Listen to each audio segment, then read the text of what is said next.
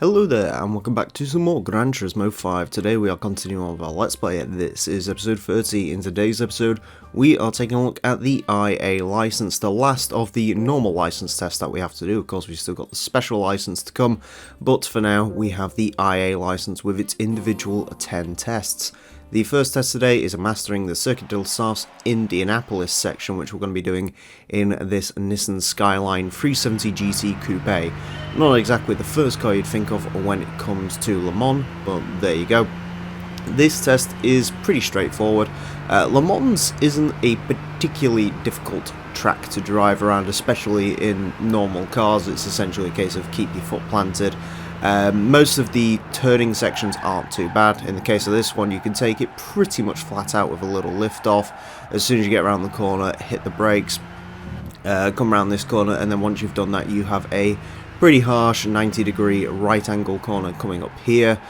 Just control your speed into there, clip the curb on the way out, and there you go. That one is donezo. Could have done that a little bit quicker if I had done it slightly less messy. But there you go, either way, silver. As you know from licenses previously, I am going for all silvers, because going for golds just takes too much time and I haven't really got the patience to go for golds. Next up, it is another Circuit del Sarf test. This is braking from the Hondarias into Mulsanne. Mulsanne. I don't know why I'm trying to put an accent on Mulsanne, but there you go. Anyways, we've got the Lexus ISF, which is a pretty cool car. Better than the Skyline, in my opinion. This one's another pretty straightforward one. I mean, after all, they're essentially just doing a full throttle blast to another right angle corner at the end here.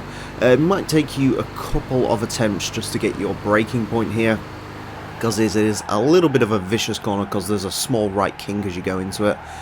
Which obviously robs you a little bit of momentum and stability, but either way, again, another pretty straightforward one. Just master your braking point, and that one should be a gold pretty simply. And as you can see here, we got a silver. Weird seeing an ISF in not blue, come to think of it, which is, yeah, strange.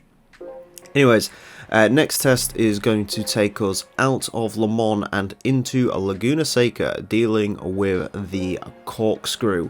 And this is in a Corvette C3, which makes this test a lot harder because a C3 Corvette has a lot of power and not a lot of traction.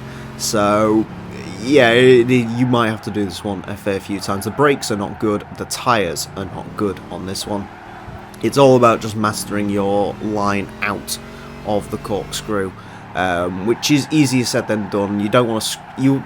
You just need to be essentially perfect on your way out of it. If you blip the throttle a bit too quickly, you'll drive off to the side.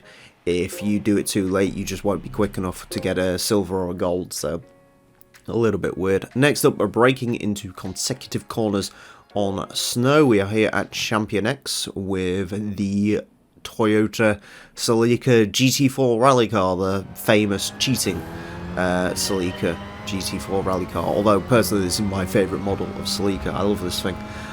This one is an easy gold if you don't overcook it, which I believe I actually do on this one. As usual, rally tests not particularly hard. The key factor on this one is just trying not to be too cocky with it, and also trying not to brush yourself into a wall.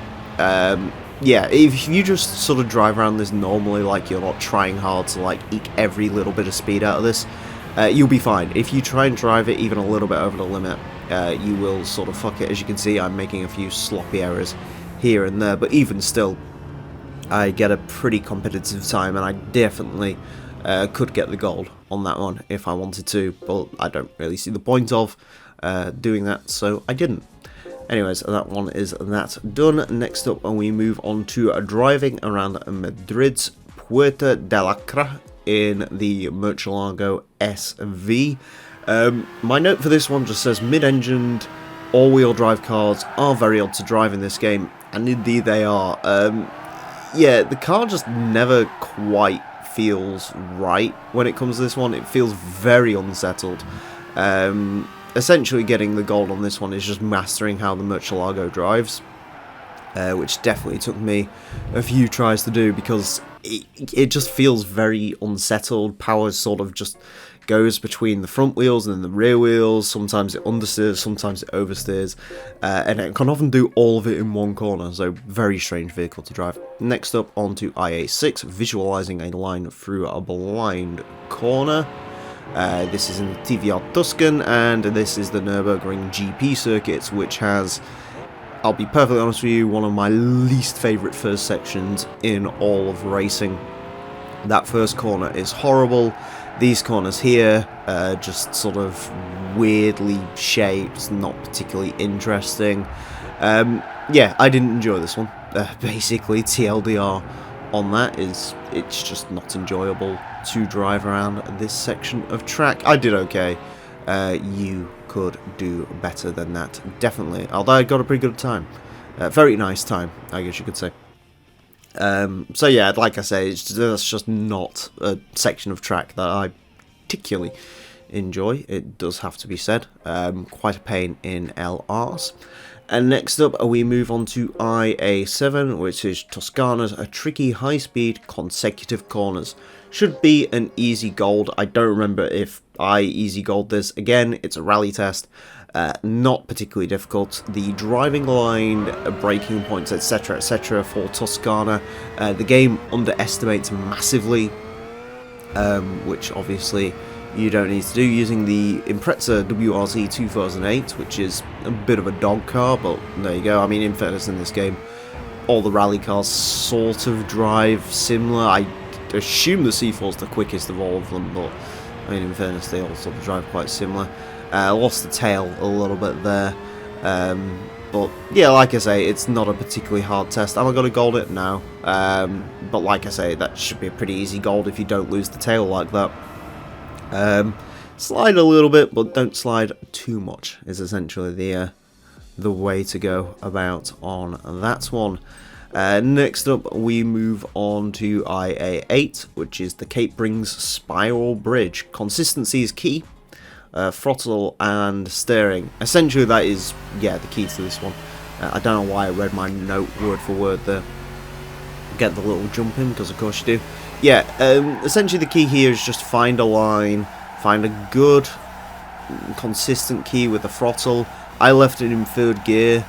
I think to get a gold on this one you might need to switch up to fourth, but I found just leaving it in third gear and revving the nuts off it helped to maintain a pretty consistent speed profile along with the cornering. Yeah, actually that really wasn't that far off the gold. If I'd probably switched out of third to fourth a little bit sooner, that could have been done. But yeah, like I say, essentially drop it into third gear would actually be the best way to do that one, and just sort of know when to change up. But as I said, it's just all about keeping your consistency on the steering, throttle, etc. Next up, we have an AI test. This is the offensive and defensive driving on Grand Valley here in the Volvo C30R design, a car I quite like. Essentially, the whole point of this one is slipstreaming, getting to the end of this straight, and then being able to hold your lead as you go on to the next few corners. You can see we jump the Alfa Brera there, get the Focus ST, and I think I'm going to get this Audi TT on the brakes, and then it's a case of just maintaining your lead around this corner, which is pretty straightforward, and to the flag we go. As usual, the AI tests are the easiest. It's why I'm very much looking forward to the special license, because, spoiler alert, there's quite a lot more of those AI tests to come.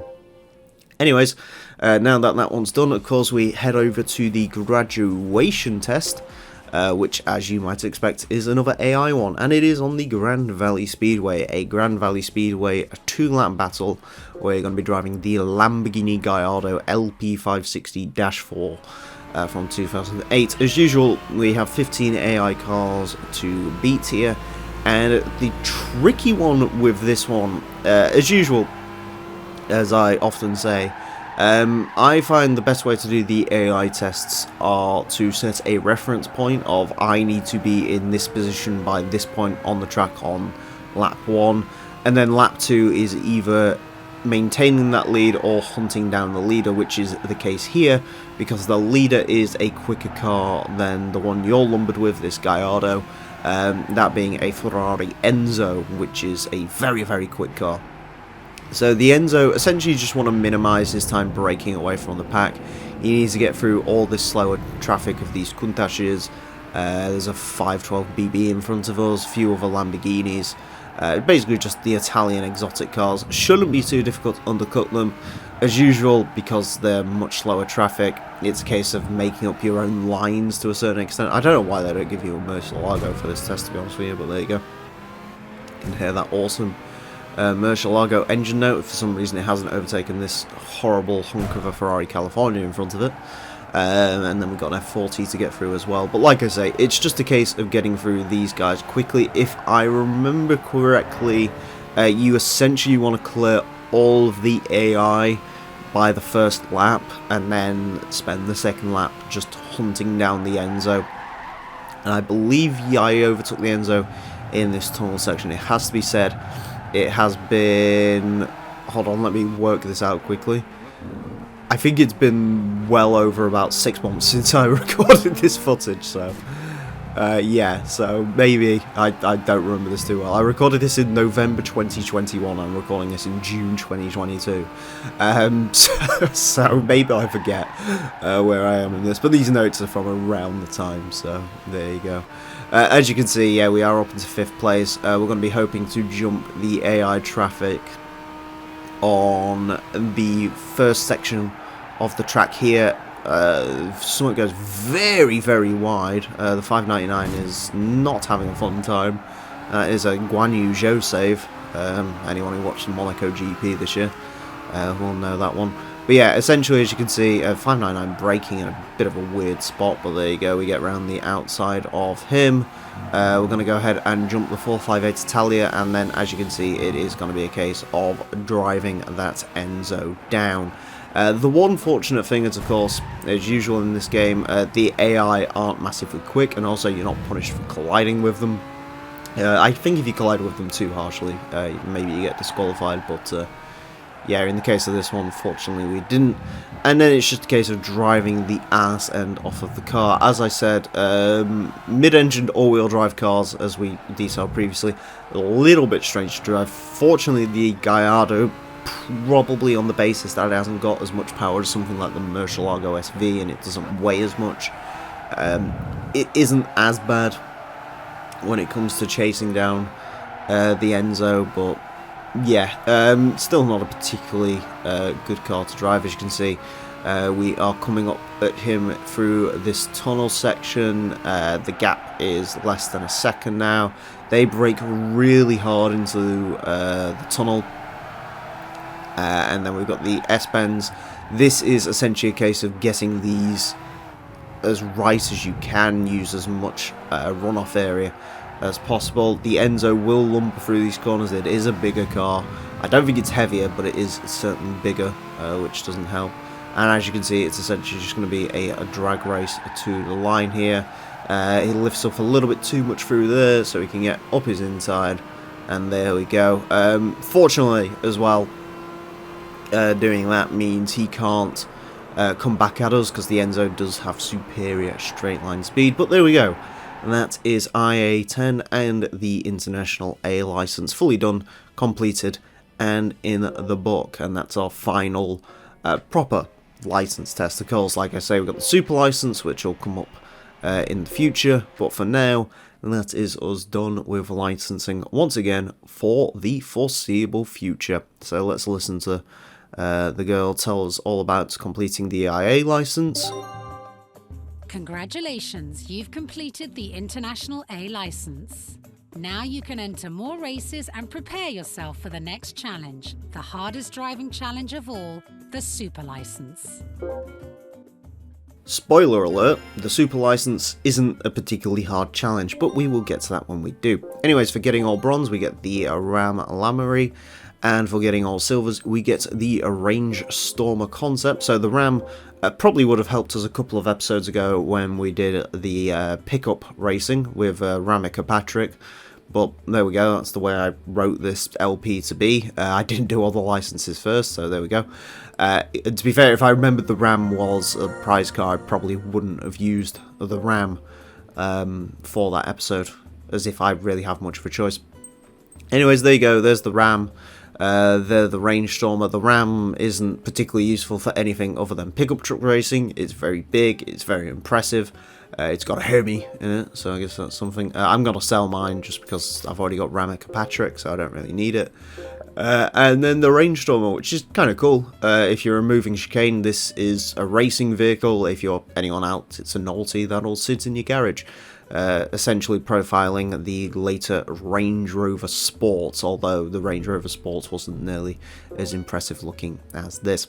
Anyways, that's it for this episode. Thank you all very much for watching. Next time we are going to be taking a look at the Gran Turismo Rally in the beginner stage, so join us for that. Until then, farewell.